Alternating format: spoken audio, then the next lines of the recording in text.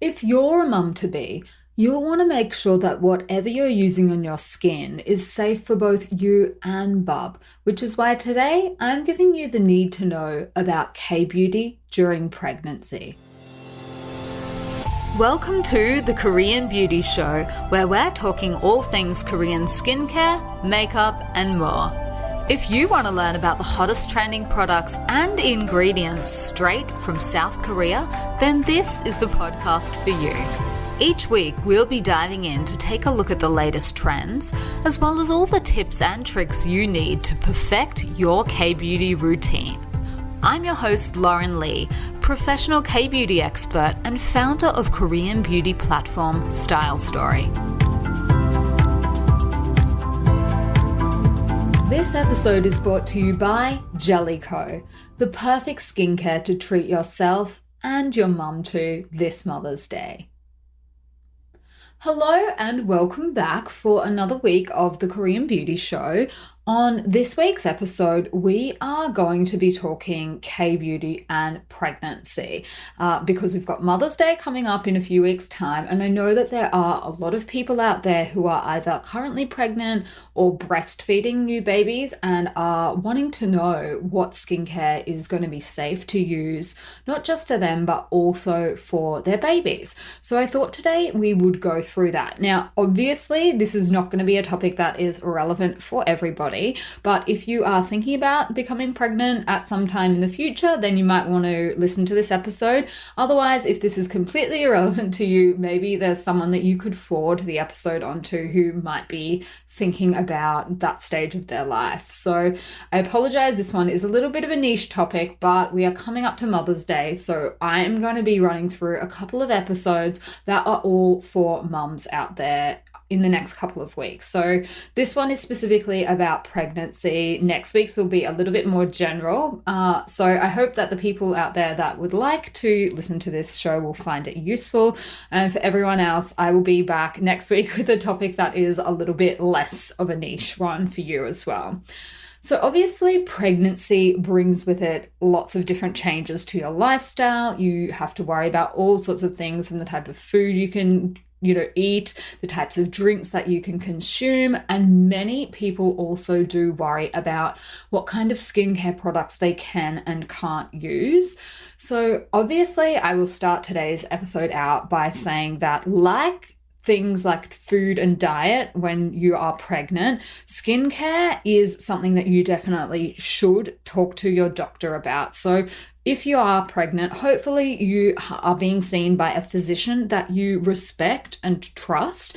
And physicians have different opinions about a whole range of different things when it comes to the types of things you should eat during pregnancy, the types of things that you should avoid. I know coming to Korea, there are very, very different concepts about what a pregnant woman should do compared to where I'm from back in Australia. So things like whether you should dye your hair or not, whether you should get your nails done, whether it's okay to eat sushi. These are all kinds of things that in Asia, things are done slightly differently. So your physician is obviously your first port of call.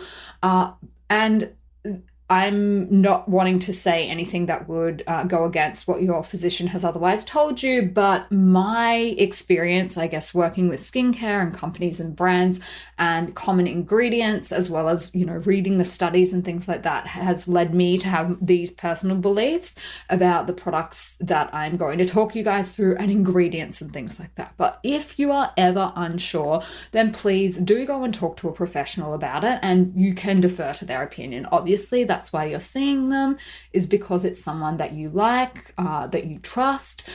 So that is, I guess, the final word. Whatever your doctor says should go, whether that goes to anything, to having a bath, getting in a sauna, eating sushi, whatever it is. If your doctor has really strong thoughts on it, drinking alcohol, then, obviously you should follow your doctor's advice. But I know that there are plenty of skincare products out there that are perfectly suitable for pregnant women. So I definitely will go through some of those with you.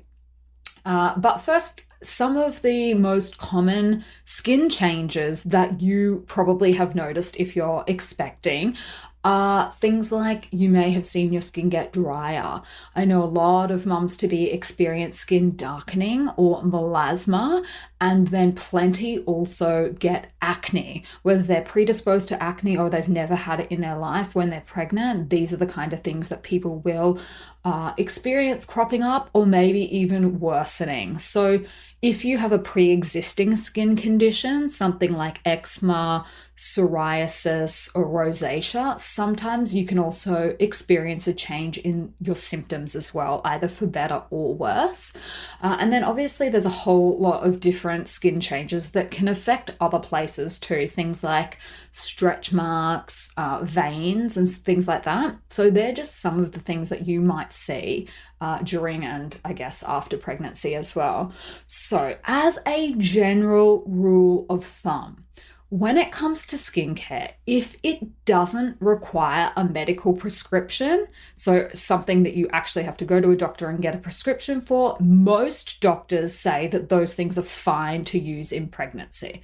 So what kind of things are prescriptions usually required for? Well, things like high-strength retinoids, so Retin-A, retinol, and retinol palmitate often do require a prescription.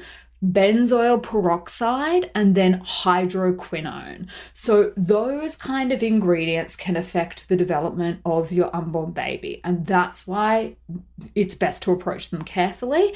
And the safest bet is to ask your doctor, obviously, if a product is right for you. I know in the case of some anti-acne medications, unfortunately, they are known to cause birth defects, things like Roaccutane or Accutane. If you are thinking about being pregnant or are pregnant, it is an absolute no-no to be taking that kind of medication. And I know certainly in Australia, you have to sign all sorts of forms that say that you are aware of the risks and, you know, what will happen if you accidentally take this medication and end up pregnant. Take the medication and accidentally end up pregnant, I think is probably more the way it would go. But they are the big ones to look out for. So if you are currently prescribed any sort of medication or are using not over the counter, but prescribed stuff that you're buying from a pharmacy, that is the kind of thing that you're going to want to check with your healthcare provider and make sure, ask them, is this okay for me to keep using or not? So the good news is that very few K-beauty products on the market contain retinoids, and that's because really in the scheme of things, they just aren't that popular in Korea itself.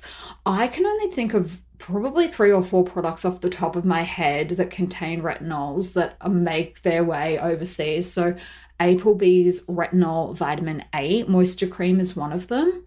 CosRx, I believe, has a retinol serum, and there was a really old product that IOP had back in the day that had retinol in it. I'm not sure what that product is going by, but I'm positive it had some retinol something in the name. So keep a lookout for that. But in general, it's not a huge problem in K-beauty, and that is because when people are looking to go for like harsher treatments in Korea, we tend to go to the Pimple, to the skincare clinic and get that kind of more invasive treatment. So at-home use of retinols is not as popular in Korea as it is in the West. So then as a second category of ingredients, there are some that you personally might want to avoid. So, and these are things that aren't prescription medications, but are ingredients that people might recommend avoiding. And these are things like AHAs and BHAs. So these are your chemical exfoliants, salicylic acid, glycolic acid, and the like. So some people I know do choose to avoid all acids, but that is a personal call to be made between you and your doctor. So have that chat and just say, are you comfortable with me using these? I know that there is a 2013 European study that concluded that products that deliver a high dose of salicylic acid should be avoided during pregnancy. So a high dose would be the kind of dosage that you would expect to see in a peel, like a proper peel, and also in oral medications. So they're the kind of tablets that you're taking, that you're eating, I guess, if it that should be avoided. But they're not likely going to be found in your general cosmetic products in those really, really high doses. But again, your mileage may may vary if you are not sticking to K-beauty. They're not usually in really high doses in K-beauty, but in other brands, Western brands I know, the trend is to go higher with the percentages of acids. So just check that if that's something that you're worried about. So one of the things I love the most about K-beauty is the philosophy behind so many products is all about nourishing the skin with minimal irritation. And I think that's really perfect for pregnancy. We shouldn't be trying any really extreme treatments when we're pregnant, because that's just not the best for our skin. And the other thing is that the skin can become more sensitized and all these sort of different things. So I think when you're thinking about your pregnancy skincare, I would recommend focusing on anything that's just gentle and nourishing and leaving anything that's a really high strength treatment to later on down the track. If you are breaking out and your skin is a little bit spottier during pregnancy, this is really, really common, particularly if you are coming off long-term birth control. You're adjusting to new hormone levels and your skin can often go a little bit haywire. So I'm going to run through some of my favorite products for dealing with that are not going to be interfering with the baby in any way. And the first one is a 100% drug-free spot solution, and that is hydrocolloid pimple patches. Guys, these are a really great treatment to have on hand. They are safe, they're simple, and they are a very easy way to both conceal pimples and also to speed up the healing process. So Subi Perfect Pimple Patch is the best in class on our website, on the Style Story website. It is ideal for daytime use, thin enough to be worn 24/7 because they blend really seamlessly into the skin with or without makeup. So they are drug-free, so they do not contain any harsh chemicals or ingredients. They don't contain anything that dries the skin out, which is how a lot of anti-acne medications and treatments work. So that is not how these work. It's basically just an adhesive cover that you put on the skin, and it attracts moisture from the wound, which is the pimple, and encapsulates it into the shell of the pimple patch. That's how this works. So you can safely use pimple patches all throughout your pregnancy and while you're breastfeeding as well. There is nothing that crosses the barrier of the skin.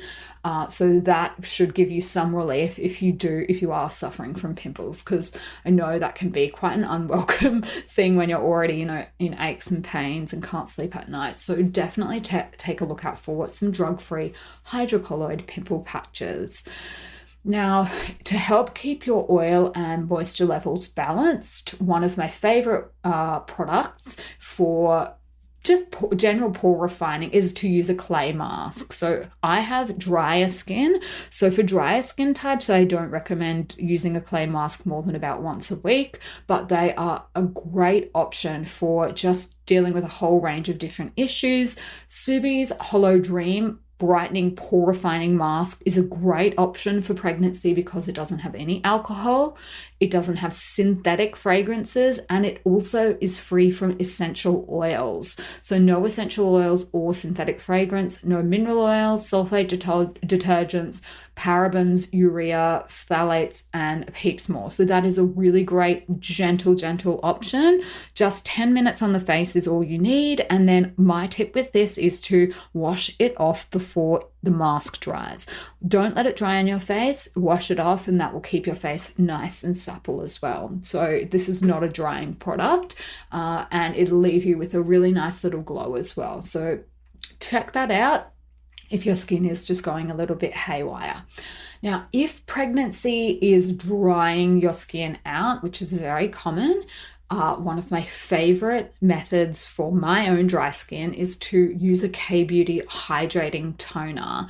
So these are the kinds of toners that we can sometimes use for the 7 skins method. If you're not familiar with that, I have a past episode that talks about K-Beauty's toning techniques. So go and have a listen to that. But two picks that will be great for pregnancy are Pyeongkang Essence Toner and then ISN Tree's Hyaluronic Acid Toner, both really, really great options. And then you can finish off with a nourishing moisturizer that does the work of several skincare products so that you can skip some steps. Our Jellicoe Bubble Tea Steam Cream is perfect for that because it has oils in it as well. So a lot of people that I've spoken to are using it in place of their serum and oil, and it's just like a 3-in-1 product for them that they put on afterwards. So check that out if you're after something really nice and nourishing. Now, if dull skin is another really common problem, but obviously when we're looking to treat anything like dullness, dark spots, pigmentation and melasma, you need to be careful of what kind of ingredients you're using on your skin. So hydroquinone is a pharmacy-only medicine in many countries, and I know that it is banned in some countries as well. So in Australia, it is a pharmacy-only product, and I know that you should only be able to get it at a pharmacy because some K-beauty products do have it. However, this is the caution I would give you is be careful where you're buying your K-beauty products from in Australia, because unfortunately there are some retailers that I'm aware of that sell a lot of products that they technically shouldn't sell by law. So things like Korean sunscreens, and some even I've seen selling products that contain arbutin in them. They're not supposed to do that. That is technically not okay. So be careful where you're buying your products from. If the cheaper the products and the more they sell, the less chance the store is doing their due diligence properly and labeling their products properly. So that is just one thing that I would caution. We are obviously Star Story. I hope you will find that to be a trustworthy source for your products, and we're very careful to make sure that we comply with all of the laws and everything like that around exactly what ingredients that we're able to sell in Australia. So do just be a little bit careful of that. Normally I would say you don't have to worry, but unfortunately I have seen that. So that is a little bit of a headache, but yeah, just be careful where you're buying your products from and you shouldn't have any massive problems. So some of my favorite natural ingredients for brightening dull skin during pregnancy are vitamin C and then bee pollen extract. So they're really great for soothing, hydrating, and brightening the skin, and they can just make it look a lot more healthier. So Apple Bee has a bee pollen propolis ampoule serum that contains both of those ingredients, and it's perfect for people with more sensitive skin types as well. And then another alternative that you might like is Tosawong's Green Tea Eco Brightening Essence. And that one uses green tea to calm the skin as well, and also to increase its natural elasticity. For stretch marks, I know they are and can be a massive problem for a lot of people. Luckily, Atopalm, which is a really popular brand over here for both mothers and babies, they have this lovely stretch mark cream that helps to strengthen the skin's moisture barrier, which is something that can be compromised during pregnancy. And it also helps to relieve the itchiness caused by stretched dry skin. So the formula is hypoallergenic, and Korea's Food and Drug Administration has approved it for tackling the red lines on the skin that are caused by pregnancy. So Atopalm's patented ingredient is what they call MLE, multilamellar emulsion, and they use that to protect and enhance the skin's natural barrier, is what the brand says. So Atopalm is a great brand to look out for if you are suffering from stretch marks, if you're suffering from compromised skin.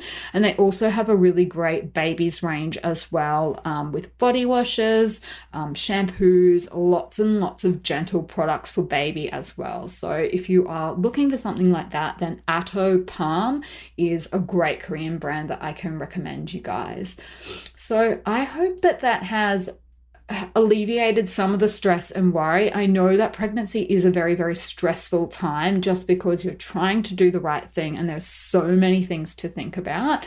But when it comes to skincare, the general golden rule is that as long as it's not something you need a prescription for, then you should be fine. But if there is anything you're worried about, I know for us on the Star Story website, we always have the full ingredients list for every product listed online, so that particularly for pregnant people, they can take that to the doctor and just say, hey, would you mind taking a look over this? Is there anything on there that's jumping out at you? Is there any red flags of ingredients that you would like me to avoid? And then you can just go and have that conversation and feel a lot, I guess, more secure in what you're doing. Because I know when you get down the rabbit hole online, it seems like you should be avoiding absolutely everything, but most physicians take a quite pragmatic and practical approach. So just have that chat with them and say, hey, look, this is what I'm thinking about using. It doesn't contain retinol, retinoids, or anything like that, but is there anything in here that you personally wouldn't use on your own skin if you were pregnant? And they'll be happy to have that chat with you. So I hope that this has been useful. If you've gotten to the end and you're not currently pregnant, well done you. That is that's a great job. But hopefully you have someone that you can share this with who might find it useful as well. So that is all I had for you guys for this week. If you have found today's episode useful, I would absolutely love a rating and a review if you could possibly spare the time. And then until next week, I will be back next week with another episode for you guys. I hope you have a great week, and I will see you on Style Story.